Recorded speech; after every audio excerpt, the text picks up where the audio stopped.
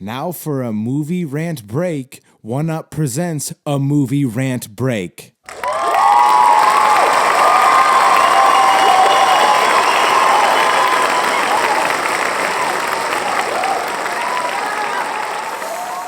What's up, everybody? Welcome to the movie rant break. Excited to be here today for a new episode. This episode was a member requested review. I now have some YouTube memberships where you can go choose the next movie review along with other perks available on my YouTube channel, One Up TV. So go check that out if you want to contribute to maybe a potential review in the future. And today, the member requested review was Bugonia. Now, this movie's got a lot to unpack, so buckle the fuck up and let's get down with this shit. So, it was directed by Yorgos Lanthimos. Screenplay by Will Tracy. It was based on the book Save the Green Planet by Jan Jun Hwan. Produced by Ed Guinea, Andrew Lowe, Yorgos Lanthimos, Emma Stone, Ari Aster, Lars Knudsen, Mikey Lee, and Jerry Kungbom Ko. I feel like I just crushed those. If anybody doesn't know, anybody that's listening to the show, I fucking butcher names, so I feel like I just crushed that. Starring Emma Stone, Jesse Plemons, Aidan Delbis, Stavros Halkias, and Alicia Silverstone. Why do I feel like she's not in it? Why does that seem incorrect? They trying to play a game with me right now? Wait a second.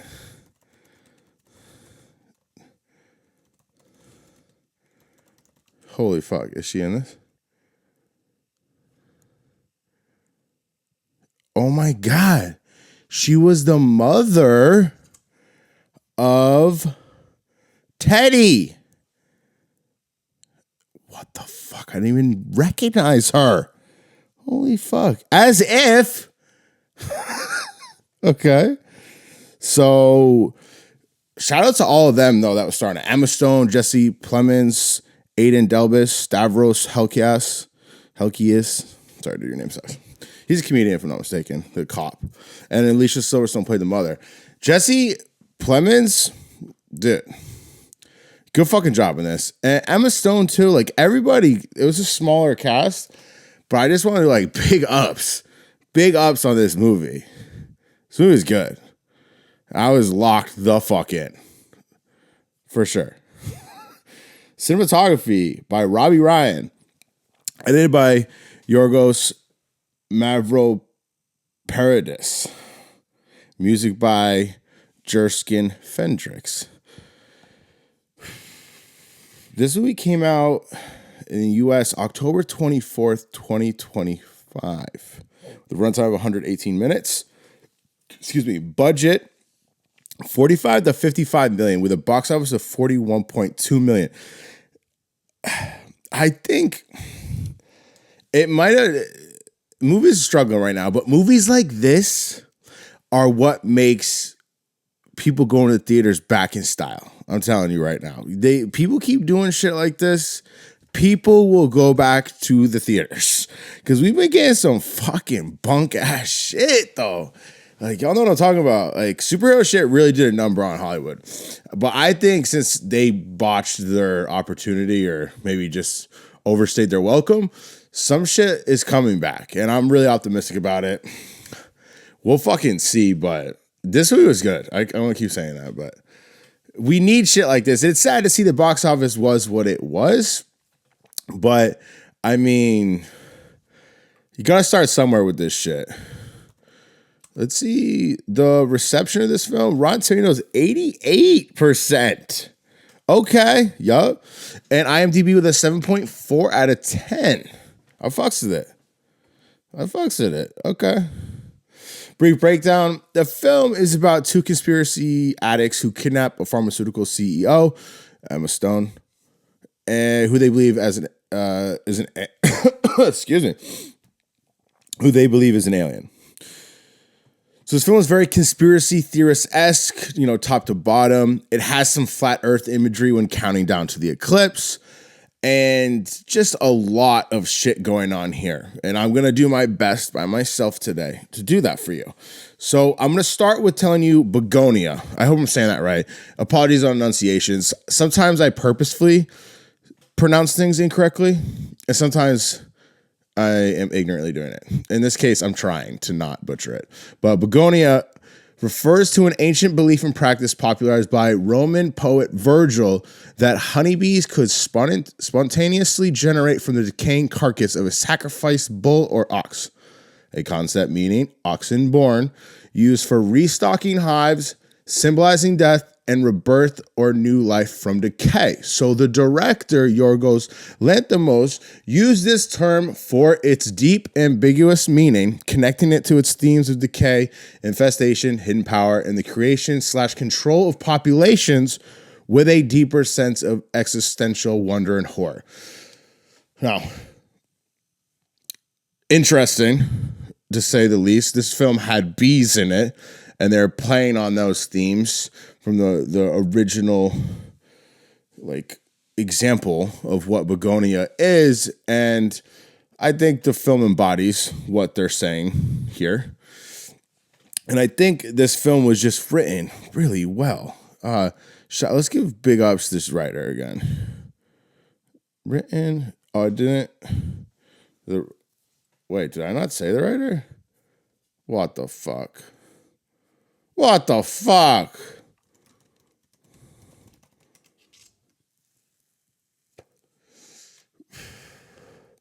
I guess Will Tracy did a screenplay and it was from the book. Jang Joon Han. So good story. And good Will Tracy, good job on the screenplay with it as a collab on that. But it has you thinking, right? So these motherfuckers kidnapped this pharmaceutical CEO.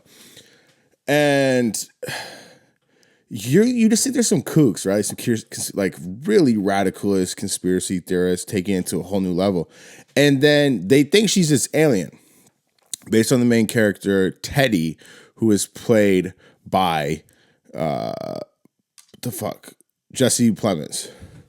Now,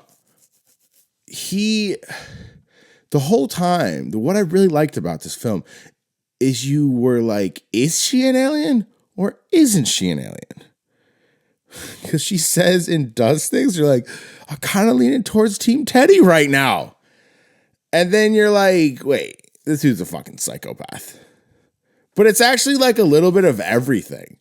Because you're dealing with his conviction, which is weirdly stellar, with this intention and belief that she's an alien. And then she's acting at times like she gets kidnapped. She's going through the motions of I guess what a strong kidnappee would act like, maybe be stern at first and then try to act innocent, then try to go along with the psychoness. I thought that was depicted well. And you're just like, what the fuck is going on? And you're like, it gets to the point, all the way to the very end. You're like, is she or isn't she an alien? And that whole situation had me locked in the whole fucking movie. It was very impressively done. So good job. and naturally, this film had a ton of themes, right? The ones that stood out to me the most was the anti-capitalism and greed being a huge one, right? Poor little guy, there's douchebags out here taking all the money. And they had and with that, power dynamics and pharmaceutical companies having the little guy, like I said, out to dry and feeling some sort of hopelessness, and with this, aliens being at the helm, utilizing us at the center, where humans are a bunch of worker bees and the aliens are the leaders, i.e. the queen. So it's just kind of the way I was digesting it was that those couple themes kind of merged into one with the bees and capitalism and just working. It was kind of eloquently done. And I mean, was my big takeaway of the theme. And they even they start the film with bees and end the film with bees. And so I think they were really trying to focus on the worker bee with the queen bee being some sort of significance, which ended up being Emma Stone. But there's things that go on there within the film that make this theme to be, I think, the most prevalent, where Teddy's like, she's killing the bees. And bees are the humans, So he thinks she's killing the humans because of some of her practices, or her pharmaceutical company has done things to affect the bees' habitats, or like killing bees or whatever. And he calls her corporate scum at one point, and that she's destroying the world and the human race. And yeah, it's just very like anti-corporate, talking about selling the sickness and the cure for money, which is valid. Like I think everybody can agree that seems valid. Anyone that's done like a little bit of digging, you start being like, all right, these motherfuckers don't give a fuck about us. So there is this empathy that you feel towards Teddy and his whole like vendetta against Emma Stone's character, which, what the fuck was her name? I need to see. I forget her name.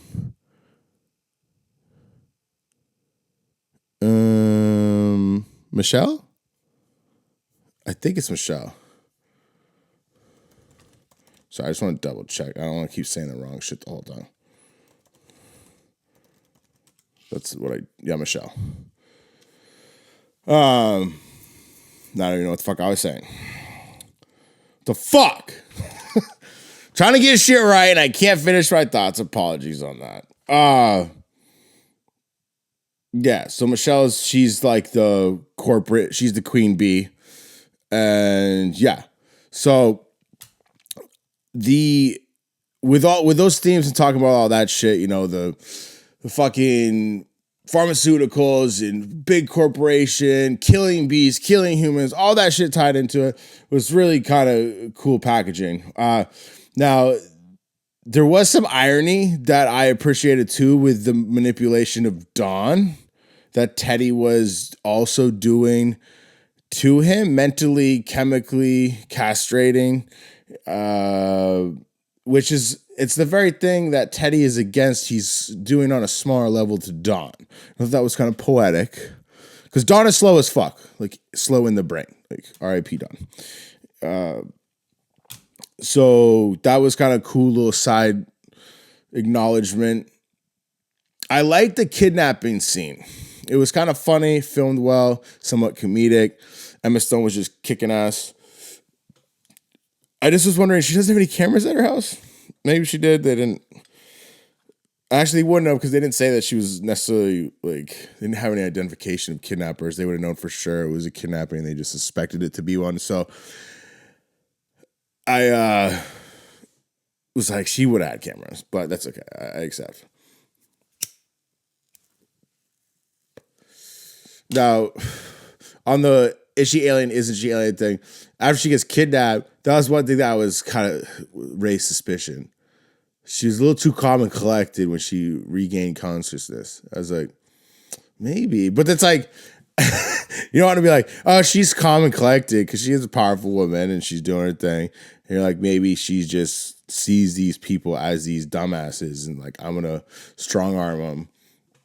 But little stuff like that, you start being like, is she this alien? Like maybe, oh, this is an indication. And then you get like little things that kind of deter you from that to kind of lean towards Teddy's fucking a lunatic. Like, what was it? Oh, the indications and characteristics of an alien were just normal characteristics. Like I wrote a couple down. Where the fuck was it? Oh, like overbites, narrow feet, thick hair, something about earlobes, which were all normal characteristics that different people possess. So it's like, all right, this dude's crazy. He's basing this off jack shit. And then he says he's scanning for an Andromeda code on social media, and the code explicitly said how crazy she was, or that she was Andromedan. Because then apparently, this is another thing we'll pivot to, he is convinced that there's these aliens that are like controlling us, you know, whether it's pharmaceutical companies or whatever. And they're controlling the worker bees, right? To go back to that metaphor, these queens. And there's a galaxy that apparently is real, I think, allegedly. It's called Andromeda, right? Andromeda Galaxy. Yeah, Andromeda Galaxy. They label it as like M31. It's special because it's our closest large galactic neighbor, the largest in the local group. It offers a view into our own galaxy's past/future, hosts a massive central black hole, and is on a collision course with the Milky Way in billions of years, forming a new giant galaxy. This is alleged. Okay. I'm not a big science guy, and I will reiterate that later. But shit like this, I'm like, I don't know, maybe I'm too simple, but I just think some of this fucking nonsense when people are like, there's this guy. I'm not even going to get into it, but we'll just go with it for right now. But there's an alleged galaxy that they're basing this off of, which it makes it interesting for the film's purpose. So there's Andromedans, and like I said, there's an Andromedan code, and that can be traced, apparently, that Teddy has figured out with utilizing the internet, whatever else conspiracy theorist shit there is out there, right? Because they're leaning into that whole conspiracy theorist nonsense, and I liked it. And then it's kind of interesting let's just skip to the end real quick. The validity of it is he was right. So it's kind of cool to kind of have it go full circle in that sense, and you go, shit, Teddy was right. And Teddy doomed us all in the same sense. So maybe it's better for us to not try to, open the can on that one. So sorry, this movie, there was a lot. I want to shout out to the music score. Oh God, the music score was interesting because I felt the placement of scores was like irrational, not irrational. That sounds right word. Kind of random at times. For instance, when a motherfucker just biking to the grocery store, just drop in, like 12 bars of a score real quick. That's super intense. It's like shit's, the intensity is all the way epic. And he just bike into the grocery store, walking inside from taking care of the bees. Now they use it in other places that seem more appropriate, but in this instance, or these couple instances, I just got a kick out of it on some regard because he wasn't doing anything that gnarly. But I guess if you were to like zoom out of the situation, like this guy's caught a fucking alien. So like maybe it is warranted that the music come in like that, because this dude's just like going to the grocery store with a fucking alien in his basement. So maybe I misread that, and that's more appropriate. And like him having the alien in the basement, right? And then he's got Green Day. He turns on Green Day to go and torture her. Was hysterical. Absolutely 10 out of 10. I laughed out loud, very much so. It was a 10 out of 10. I go, this is hysterical. Like this part will make so many people happy because people don't really care for Green Day in a lot of ways. But I just thought it was funny torture music. Another thing I thought was kind of funny too, actually, was the table crawl takedown when they're having dinner upstairs, and Michelle, aka Emma Stone, brings up the motherfucking his mother, and he's like, "Don't bring her out." And he just does a table crawl, like a bear crawl across, and takes her down. It was kind of funny, but it was dope too. There was these flashbacks, right? I know I'm jumping all around, but I'm going to have to. There's just so much to unpack here. But the flashbacks with his mother and his treatment, I like that too, because his mother was doing all this experimental treatment. Apparently, Alicia Silverstone. I did not recognize her.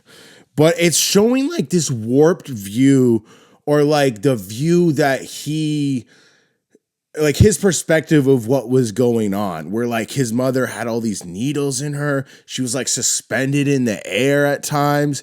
And at first I really was like, is this, because it's a sci-fi movie. So I was like, is this actually happening?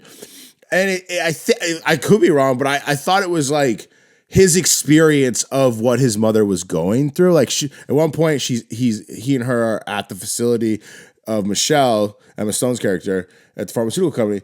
And she's just in the air, and he's got her basically on a leash, and she's just flying there.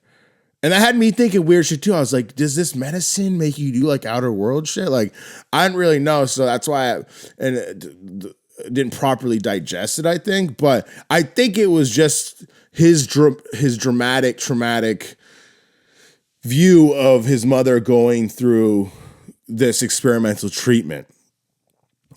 Now, another thing that was going on that was just completely just, whoa, what the fuck is this? There was this cop, right? Sheriff, matter of fact, who was the comedian, Stavros, what the fuck's his name? Stavros. He apparently abused Teddy as a kid. And I just thought it was an interesting thing to like throw in there and just have as a dynamic, because it also gave some more motivation to the instability of Teddy's character, because he has this, he was abused by this now sheriff, but he was a babysitter, and he apparently, they don't go into full detail, but he probably made him do things he didn't want to do, or sexually.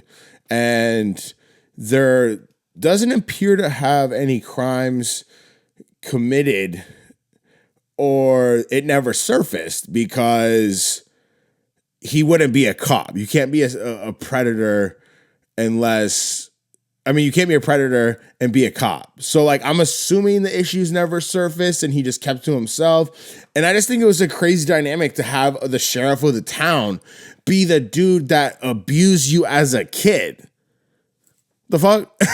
Like, and that's gotta fuck up your perception on the reality of things and how unjust the world is.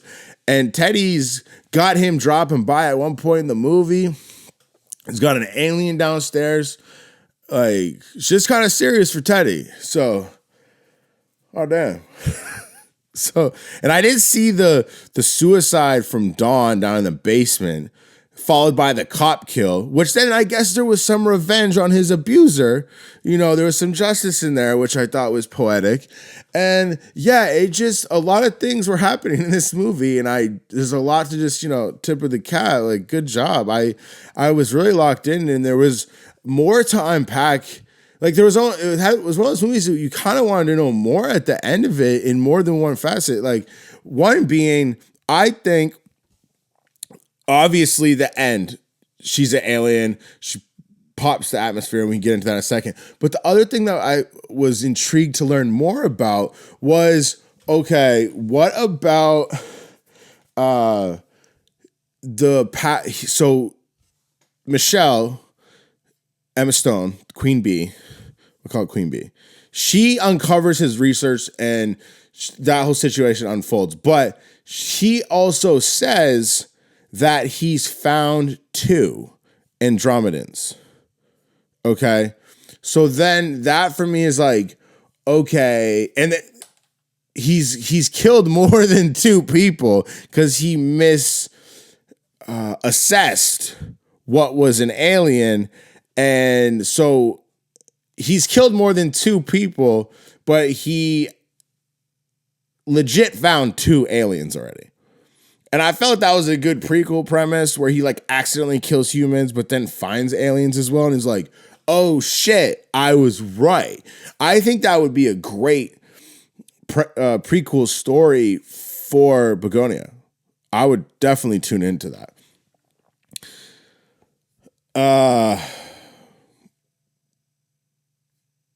Yeah, so let's rewind for a second. So she uncovers some shit. And this is right after she tricks Teddy. And I just thought that for Teddy, he was so desperate, and she was kind of locking in on what his vendetta was. But she tricked him with the antifreeze thing. But he was so deep in everything isn't what it seems. So he's like, oh, she would do that. And when you're watching it happen, like, come on, Teddy. And then he administered it to his mother, and you're like, oh my God, he just killed his mom with antifreeze. That shit was cold. Huh. But it's antifreeze, so it ain't. That's clever. Yeah, you heard it here on the Movie Rant Break. I just said that. But I get why the character would do that. It seems irrational, but everything isn't what it seems. Like, even as a viewer, you're like, she's not an alien. Yeah, maybe she did. It's just, so like the antifreeze thing, you could see his character. It meant he was so desperate, and maybe she did have a lock in on his like psyche and shit at that point, and so she took advantage of the one opportunity she had. Because then after that, you know, he goes and kills his mother and comes back, and she uncovers all the bullshit, and then she goes on this dissertation of the origins of Earth, which convinced him to go along with their plan of going back to the ship, but their plan was sort of it was a different motive, but there were aliens there as far as what was different from what Teddy had thought. Like, she breaks it down. She's like, we're here to save humanity from itself by infiltrating Earth and developing a drug to suppress its violent nature and mitigating the damage humanity's bad mutations. They say like apes. And by the end, but they end up deciding humanity is a lost cause and extinguish them all. So he thought they were there just to fuck him up, but it was really to try to save them. But Teddy makes it very clear to her that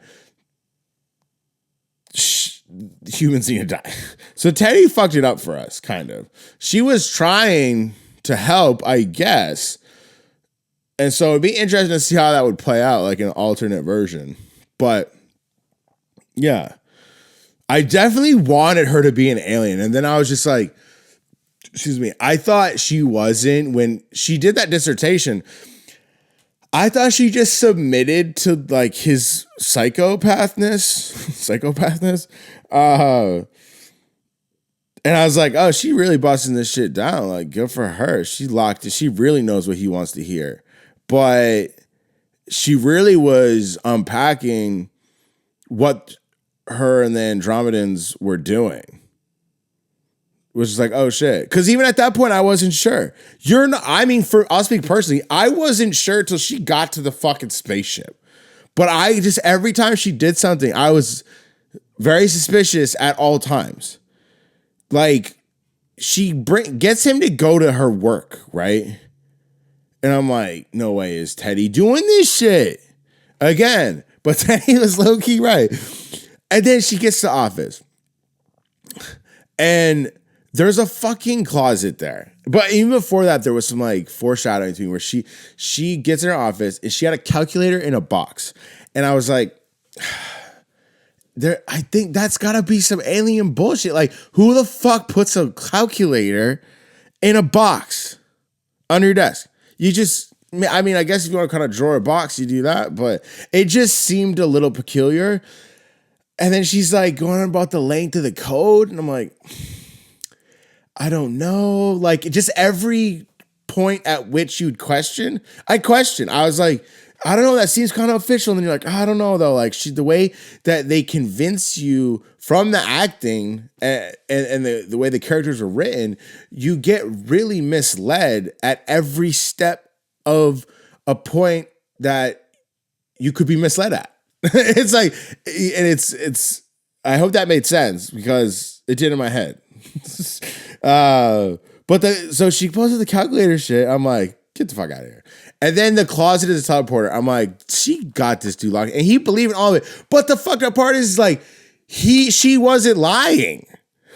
Like, and that's why he's like, all right, cool. Yeah, like, and then when he's going to go in the closet to go to her spaceship, because she tells him all this shit, and he's like, no, I'll go first. I don't want you to escape and leave me here. Then blows himself up because he had this fucking homemade bomb strapped to himself. Blows up, and his severed head headbutts her head, which is a little comedic, funny moment. And they said in the movie that it was from a faulty homemade bomb, but it blew up perfectly with the countdown to the teleport. And she pressed the button on the calculator, which was in the special box, and it appeared to be the thing that set off the explosion. It could have just been miraculously timed or coincidence. I'm not sure, but it seemed to work out too perfectly for her. I don't know if I misread that situation, but it was just like, oh shit, dude just got. Fuck. And then she dips the fuck out or is about to in the ambulance, and then she starts ripping her shit off in the ambulance, and I'm like, oh shit, is she about to go full alien right now? And I was like, oh shit, this is the moment. This is what we all been waiting for. And she goes back to the fucking office and teleports with her fucking calculator. I was like, no fucking way. No fucking way. And I was like, was she going to send her the airship or not? Someone please tell me this. Or was it dumb luck for her? Or did she do something in that teleporter to affect the explosion? I didn't pick up on it. Someone could tell me what the situation was at. Who's read the book, maybe? I'd prefer that. Because that book might be good to read. Like, I might read it. That shit is fucking on point. Like, then she gets to her ship, which is exactly like the 3D rendition that Teddy made. You're like, oh my God, she's an alien. What the fuck? They did such a good job keeping it like under wraps. For real. Like, whoa. Fuck yeah. I really liked it. The last scene though, right? She decides it's time for humanity to die. She had enough of their bullshit because she's the queen of the Andromedans. And she takes this little needle apparatus thing and pokes the atmosphere of Earth, and all the humans die. And there's a cool rollout of a scene where all the humans die in all different positions or points in humans' lives and all over the globe, which I thought that was a nice scene. And the bees survive. But if the atmosphere was destroyed, yet again, this is me being a science guy over here, doesn't everything die? That's what I thought. But maybe it was playing on the Bugonia idea where bees spawning out of death. So I was like, oh, they were. That was pretty fucking clever. I don't know. I don't fucking know. This movie was some shit, though. I would highly recommend it to like anybody to watch it. It's some shit, like for real. Like,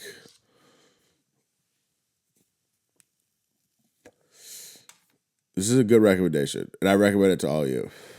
I will say I didn't like the Andromedans' outfits. They look like Top Ramen wool suits. I'm like, I feel like they were trying to go extra with it. But it was different, so like, okay. But,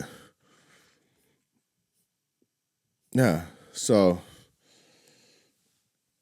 it is a good-ass movie. Like, straight up. I'm going to hit the movie with an 8.3. This shit's solid. And man, I just think like rewatch value, like low. It's one of those movies like I might own it just to show it to people. But rewatch value, like it loses a lot of its flair. I'm surprised, naturally. But I feel like you would catch new things each time. It's one of those. But I think I've covered everything. I hope this was enjoyable to listen to. Good recommendation. And yeah, I think that's it. I'm going to hit Bugonia with a 8.3. I love everybody. Thank you for listening to this episode. I will check you next episode. Deuces.